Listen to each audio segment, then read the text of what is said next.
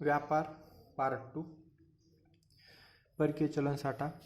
RBI असलेले परकीय चलन, सोने, SDR व IMF आरक्षित निधी. चलन साठा $406 बिलियन आहे 18-19ला. चीन $3,092 बिलियन. चीन नंतर जापान येते. आयात आवरण, इम्पोर्ट कव्हर. जेव्हा देशाची निर्यात काहीच नसेल म्हणजे शून्य असेल अशा वेळेस परकीय चलन साठा वापरून किती महिन्याची आयात करता येते यालाच इम्पोर्ट कव्हर असे म्हणतात. निर्यात काहीच नसेल म्हणजे देश एकदम झिरो आहे व बाहेरून काही घ्यायचं आहे आपल्याला बाहेरच्या देशातून, तर किती महिन्यासाठी आयात करता येईल यालाच इम्पोर्ट कव्हर असे म्हणतात. चालू खात्यावर तूट, CAD current account deficit, CAD चालू खात्यावर तूट. कारणे, आयात वाढणे, आयात जास्त झाली, तेलाची आयात जास्त असणे, सोन्याची आयात जास्त, भारतीय वस्तू भारताबाहेर महाग होत असतील तेव्हा निर्यात कमी होऊन तूट वाढते. परकीय वस्तू किमती कमी झाल्यानंतर आयात वाढते. परिणामी परकीय चलन साठा कमी होतो. डॉलर देशाबाहेर गेल्यामुळे डॉलरची मागणी वाढते. त्यानंतर शेवटी नियंत्रित व उपाययोजना.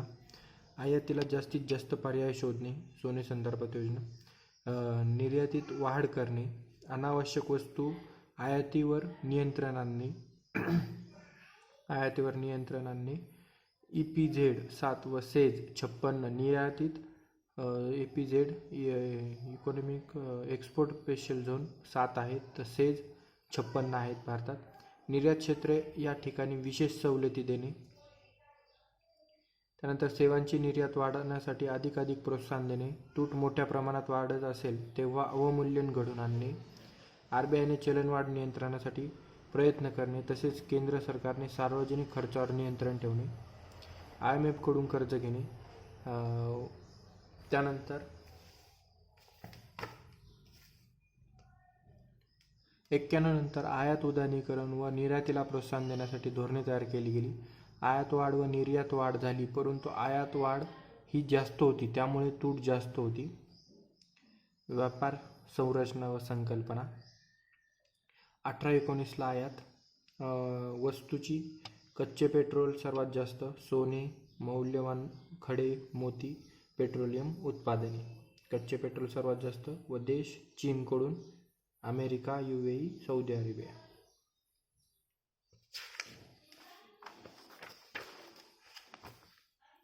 आयाती बाबतीत इम्पॉर्टंट 60-61 ते 18-19 पर्यंतच्या या कालावधीत अन्नगट, भांडवली वस्तू व लोह पोलाद यांचा वाटा कमी होत गेला. अन्न, भांडवली व लोह यांचा वाटा कमी होत गेला व यांचा पेट्रोलियम पदार्थ, सोने, मौल्यवान खडे, रसायने यांचा वाटा वाढत गेला.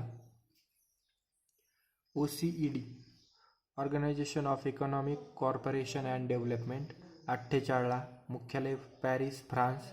OECD Paris, OC Paris, France, OC France, Paris. सदस्य 37. त्यानंतर भारत OECD मध्ये युरोपियन युनियन, US, स्वित्झर्लंडकडून आयात करते. OPEC organisation of petroleum exporting countries, Vienna, Australia. Vienna 1960-61. Baghdad, Iraq. निर्याती बाबतीत निर्यातीतील वस्तुगट कृषीमधला चहा, कॉफी, अन्नधान्य, मसाले, सागरी वस्तू हे घटत गेलेत कृषी निर्यातीसाठी. धातू 70-71 नंतर वाढला, नंतर कमी होत गेला. त्यानंतर पेट्रोलियम पदार्थ व कोळसा यांचा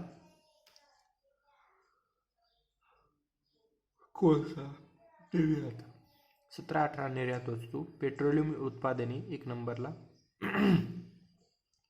मग मौल्यवान खडे, पेट्रोलियम उत्पादने, मौल्यवान खडे, औषधी उत्पादने, दागिने. पेट्रोलियम उत्पादने.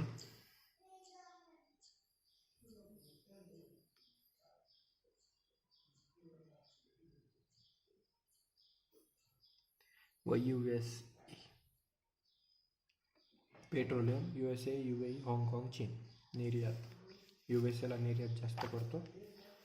त्यानंतर 2018-19ला निर्यात वस्तू तेच पेट्रोलियम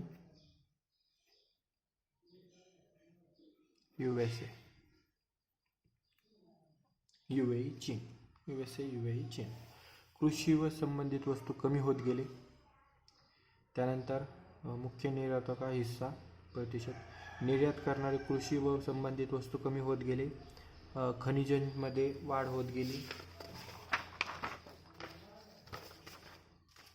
त्यानंतर कच्चे पेट्रोलियम उत्पादनात वाढ व अन्य याच्यात वाढ होत गेली. त्यानंतर UAE व सौदी अरेबिया हे कमी होत चालले आहे. यांच्यासोबतचं आपण व्यवहार कमी होत चाललेत. UAE व सौदी अरेबिया. चीन सर्वात जास्त, USA 2 नंबर.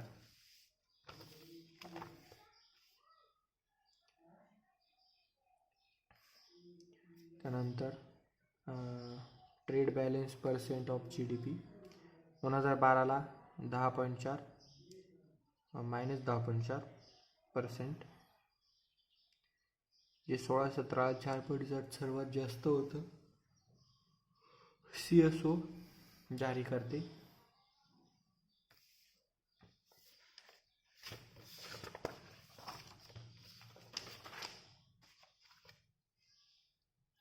त्यानंतर व्यापार अदृश्य खाते.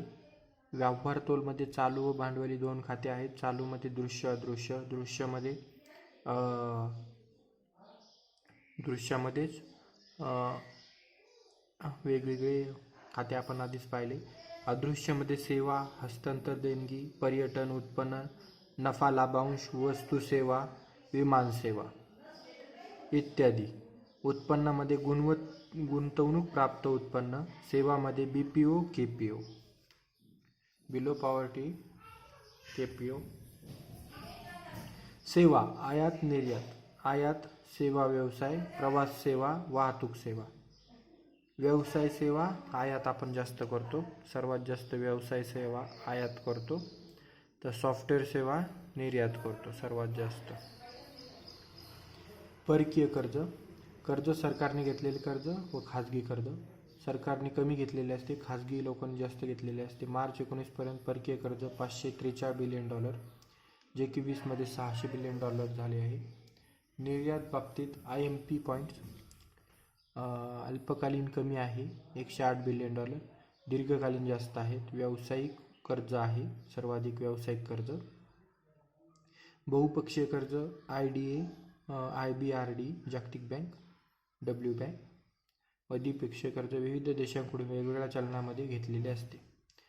IDI हे बहुपक्षीय आहे, यांच्याकडून घेतलेले कर्ज सर्वाधिक आहे. IDA सुलभ कर्ज देणारी खिडकी असंही म्हणतो आपण. IBRD यालाच WB जागतिक बँक, वर्ल्ड बँक, WB असंही म्हणतात. FDIला मान्यता असलेले क्षेत्र कृषी क्षेत्र. त्यानंतर खाणी, पेट्रोलियम, नैसर्गिक वायू. FDI मध्ये 3 उत्पादन. UNCTAD 2019च्या जागतिक गुंतवणूक अहवालानुसार FDIचे भारताचे FDI क्रमवारीतील स्थान हे 17ला 9वे आहे. FDI मध्ये वाढ होत चालली आहे. FDI देश Mauritius, Singapore, Japan, Netherland. Mauritius, Singapore. FDI क्षेत्र सेवा क्षेत्र संगणक. सेवा क्षेत्र संगणक हे आपण आधीच पाहिले आहे.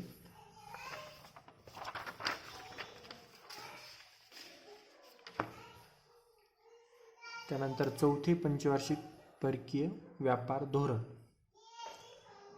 कालावधी 2009 ते 14. चौथे आहे. आनंद शर्मा वाणिज्य मंत्री होते.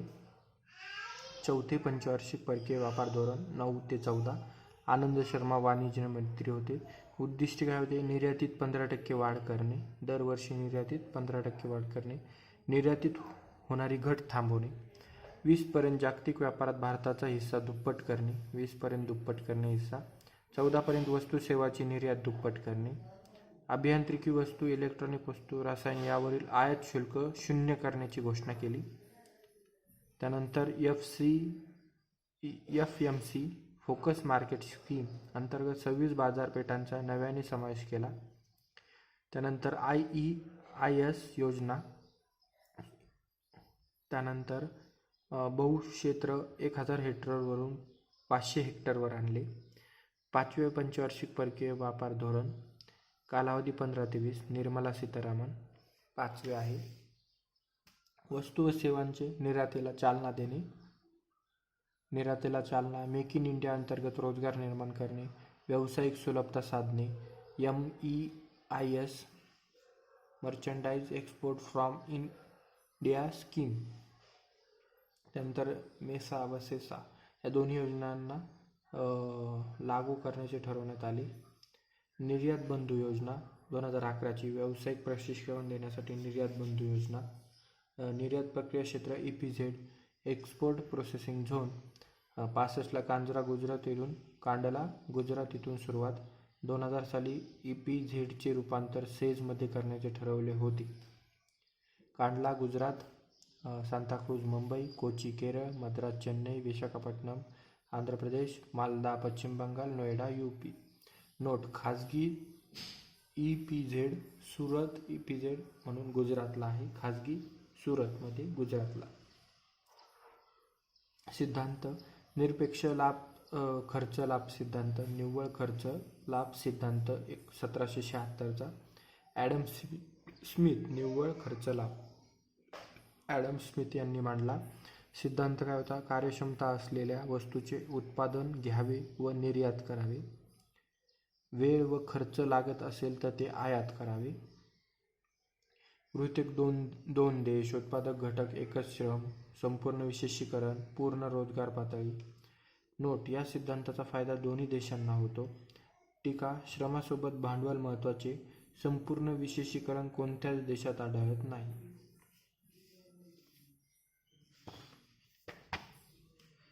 त्यानंतर तुलनाजन्य खर्च लाभ सिद्धांत. तुलनाजन्य डेव्हिड रिकॉर्ड यांनी मांडला. प्रिन्सिपल ऑफ इकॉनॉमिक्स या पुस्तकात. कमी वेळेत कमी खर्चात लागत असेल तर त्या निर्यात कराव्यात. कमी वेळ व कमी खर्चात लागत असेल तर त्या निर्यात कराव्यात. भारत सोयाबीन इलेक्ट्रॉनिक वस्तू, चीन सोयाबीन इलेक्ट्रॉनिक वस्तू. गृहीतके: दोन देश, उत्पादनाचा एकच गट, विशेषीकरण, पूर्ण रोजगार पातळी.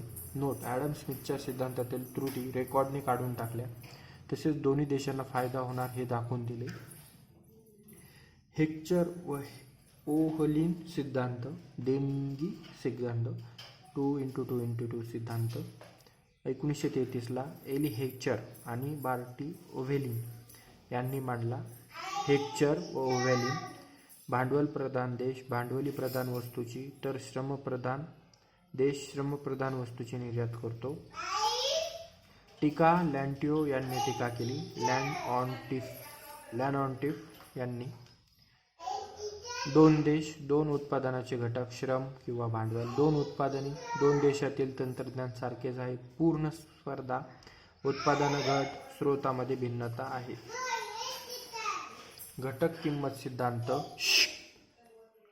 घटक किंमत सिद्धांत पॉल सॅम्युएल्सन. घटक किंमत सिद्धांत. त्यानंतर पॉल क्रुगमन नवा व्यापार सिद्धांत मांडला. पॉल क्रुगमन नवा व्यापार सिद्धांत मांडला. यामध्ये त्यांनी आंतरराष्ट्रीय व्यापारामुळे केवळ मोठे उद्योग वाढत आहे. केवळ मोठे उद्योग वाढतात, लहान वाढत नाही, नामशेष होतात असे सांगितले. रामास्वामी मुदलियार व्यापार धोरणाची तपासणी. अलेक्झांडर समिती 77ची आयात परवाना पद्धत व रंगराजन समिती 91ची चालू खात्यावर बंधने कमी करण्याबाबत.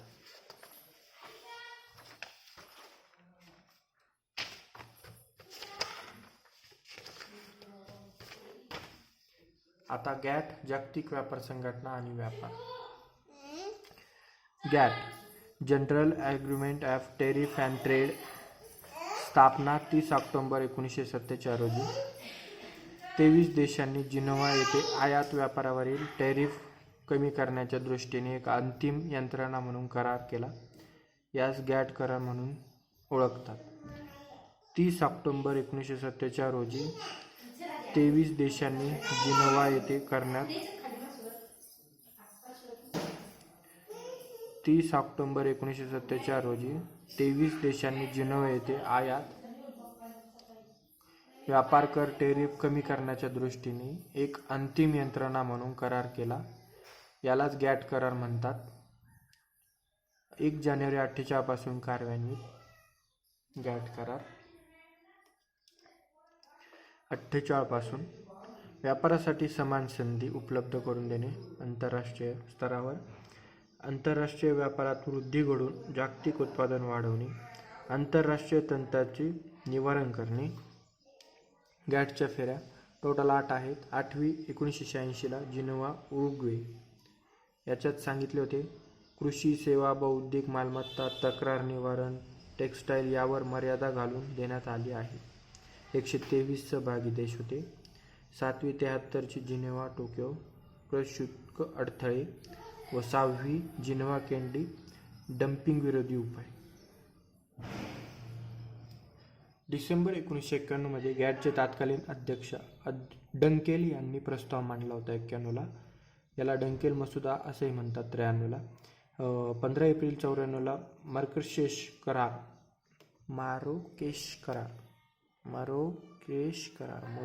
करार यात डंकेल प्रस्तावावर सह्या. यात भारतासह सदस्य देशांनी सह्या केल्या.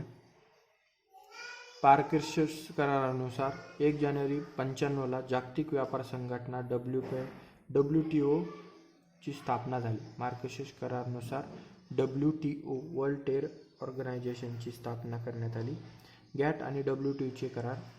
कायमस्वरूपी संघटना आहे WTO संयुक्त राष्ट्राचे संस्थान आहे. WTO चे मुख्यालय जिनोव्हा. भारत हा संस्थापक सदस्य आहे. जिनोव्हा येथे मुख्यालय आहे. 6 आधारस्तंभ WTO स्थापनेचे करार. त्यानंतर वस्तू व्यापार विषयक करार, सेवा व्यापार विषयक करार, बौद्धिक मालमत्ता संरक्षण विषयक करार, तूट निवारण व व्यापार धोरण परीक्षण विषयक करार. साधारणतः दर 2 वर्षांनी WTO ची परिषद भरते. त्यामध्ये कृषी करार उरुग्वे राऊंड दरम्यान करार करण्यात आला. बाजार प्रवेश यांवर आयात शुल्क कमी करण्याचा प्रयत्न. 6 वर्षात म्हणजेच 1 पर्यंत विकसित देशांनी 36% तर 10 वर्षात म्हणजेच 2005 पर्यंत विकसनशील देशांनी 24% आयात शुल्क कपात करावी. त्यानंतर देशांतर्गत मदत, कोणत्याही सबसिडी घ्याव्यात, कोणत्या देऊ नयेत यासाठी WPTIने 4 प्रकारचे बॉक्स विकसित केले. Amber box, green box, blue box व SNDT box, red box. Red box WTIच्या कृषी कराराचा भाग नाही. रेड बॉक्स हा WTO च्या कृषी कराराचा भाग नाही. रेड बॉक्स म्हणजे संपूर्ण निर्बंधित सबसिडी म्हणजे रेड. अंबर बॉक्स कृषी उत्पादन वाढवणाऱ्या सबसिडीचा समावेश. कृषी उत्पादन वाढवेल, उत्पादन वाढवणाऱ्या वस्तू. कोणत्या कृषी उत्पादन वाढवणाऱ्या वस्तू. अंबर बॉक्स. विकसित देशांना मदतीसाठी सरासरी 20%, 6 वर्षात. विकसनशील देशात 10 वर्षात 13% कृषी मदत कमी करण्याचे संकेत. म्हणजेच विकसित देशांना कमाल 5% तर विकसनशील देशांना कमाल 10% सबसिडी देता येते. अंबर बॉक्समध्ये MSP, सिंचन, खते, ऊर्जा यावरील सबसिडीचा समावेश. ग्रीन बॉक्समध्ये म्हणजेच कोणत्या सबसिडी होत्या, MSP, सिंचन, खते, ऊर्जा यासाठी कोणताही आपल्याला लागत असलं तर त्यावर अनुदान सबसिडीचा समावेश. ग्रीन बॉक्स कृषी उत्पादनावर परिणाम न करणाऱ्या सबसिडीचा समावेश. कृषी उत्पादनावर परिणाम नाही, कृषीवर परिणाम नाही, कृषी परिणाम नाही, कृषीवर परिणाम नाही अशा वस्तू. कृषी उत्पादनावर परिणाम न करणाऱ्या सबसिडीच्या वस्तू ग्रीनमध्ये येत होता. त्यामध्ये उदाहरणार्थ कृषी संशोधन, कीड नियंत्रण, कृषी पायाभूत सुविधा, अन्न सुरक्षा, सार्वजनिक साठवण, कृषी विस्तार, प्रादेशिक विकास, कृषी विमा, पर्यावरण संरक्षण इत्यादी. यानुसार ग्रीन बॉक्समध्ये यायचे. ब्लू बॉक्समध्ये शेतकऱ्यांना प्रत्यक्ष लाभ होणाऱ्या सबसिडीज म्हणजे नोटा, ब्लू निळ्या निळ्या नोटा. शेतकऱ्यांना उत्पादन कमी करण्यासाठी अनुदाने दिले जात. अनुदाने शेतकऱ्यांना तूट स्वरूपात दिली जाणारी प्रत्यक्ष थेट देयक. यात देशांना कितीही सबसिडी देण्याची मुभा असते. SNDT बॉक्स फक्त विकसनशील देशांना विकासात्मक योजना राबवण्यासाठी काही सवलती देण्यात येतात. विकसित देशांना याची मुभा नाही. SNDT विकसित देशांना नाही. विकसित देशांना नाही. विकसित देशांना नाही, फक्त विकसनशील देशांना SNDT बॉक्स. उदाहरणार्थ कृषी व ग्रामीण विकास सबसिडी, सेवा करार GATS, general agreement on trade in service, जागतिक सेवा व्यापार सुलभ करण्याच्या उद्देशाने हा करार. परकीय उच्च शिक्षण संस्थांना भारत संस्था स्थापन करता येऊ शकतात. परकीय उच्च शिक्षण संस्था भारतात स्थापन करता येऊ शकतात. यानुसार तर आपण पाहिले WTOच्या धोरणाची सुसंगत तरतुदी केल्या जातात. त्यानुसार अनुक्रमे बैठका 96, 98, 99, 1, 3, 9, 11, 13, 14, 15 वगैरे. तर शेवटच्या आपण पाहू. नैरोबी 2015ला निर्मला सीतारामन प्रतिनिधित्व करत होत्या. 11ला ब्युनोस एरिस, 17ला सुरेश प्रभू, 20ला जे की कझाकिस्तानमुळे कोविडमुळे पोस्टपॉन झाली. जिनेव्हा, स्वित्झर्लंड, कझाकिस्तान, स्वित्झर्लंड, जिनेव्हाला करण्यात आली. त्यानंतर बेरोजगारी जागतिक स्तरावरील विकास निर्देशांक, मानव विकास निर्देशांक SDI 1990चा SDI UNDP मार्फत काढला जातो. महबूब उल हक अमर्त्य सेन यांनी काढला. भारताने 2001 पासून सुरुवात, 2010 पासून 3 आयाम व 4 निर्देशांकावरून काढतात. मानवी विकास निर्देशांक SDI. दीर्घ आरोग्यमय जीवन, यामध्ये जन्माच्या वेळी आयुर्मान विचारात घेतात व कमाल 85 वर्ष तर किमान 20 वर्षापर्यंतचे मधले आरोग्यमय. ज्ञानाचा दर्जा 2 निर्देशांक, 25 वर्षावरील व 18 वर्षाखालील. राहणीमानाचा दर्जा, यासाठी दरडोई स्थूल राष्ट्रीय उत्पन्नाचा वापर करतात. राहणीमानाचा दर्जासाठी GNI GNP साठी. आरोग्य, शिक्षण, राहणीमानाचा दर्जा या 3 निर्देशांकावरून. आरोग्य 85 वर्ष, शिक्षण 25 पेक्षा जास्त, 18 पेक्षा कमी, राहणीमानाचा दर्जा GNI व GNP. मानवी विकास अहवाल 2018चा 130वा क्रमांक 18ला होता. मध्यम मानव विकास गटाच्या देशात भारत मोडते. प्रथम नॉर्वे आहे. मानव विकास अहवाल 2019चा beyond income, beyond average, beyond today 129वा क्रमांक, नॉर्वे 1 नंबरला. लैंगिक असमानता निर्देशांक GII, जेंडर इनइक्वॅलिटी इंडेक्स 2010 पासून सुरुवात. UNDP काढते. 3 निकष व 5 निर्देशांक. जनन आरोग्य, सबलीकरण, श्रम बाजार हे चालतं. जनन आरोग्य, सबलीकरण, श्रम बाजार. त्यानंतर जनन आरोग्यामध्ये माता मृत्यू, किशोरवयीन जन्मता, संसदीय प्रतिनिधित्व, सबलीकरणमध्ये शैक्षणिक स्तर, अशा निकषानुसार 3 निकष व 5 निर्देशांक. असमानता, समयोजित मानव विकास निर्देशांक इनइक्वॅलिटी ॲडजस्टमेंट SDI UNDP 10 पासून काढते. बहुआयामी दारिद्र्य निर्देशांक MPI 10 पासूनच काढते. MPI UNDP काढते. 97च्या मानवी दारिद्र्य निर्देशांकाची जागा MPI ने घेतली. 3 आयाम व 10 निर्देशांक MPI मध्ये आहेत. आरोग्य, शिक्षण, राहणीमानाचा दर्जा यांना दोघांना 1/6 आहे, याला 1/8 भारांक आहे. जेंडर विकास निर्देशांक UNDP 2014चे जेंडर विकास निर्देशांक 14 पासून. पुरुष व महिलांचा स्वतंत्र SDI ने काढला जातो. महिलांचा स्वतंत्र SDI काढला जातो.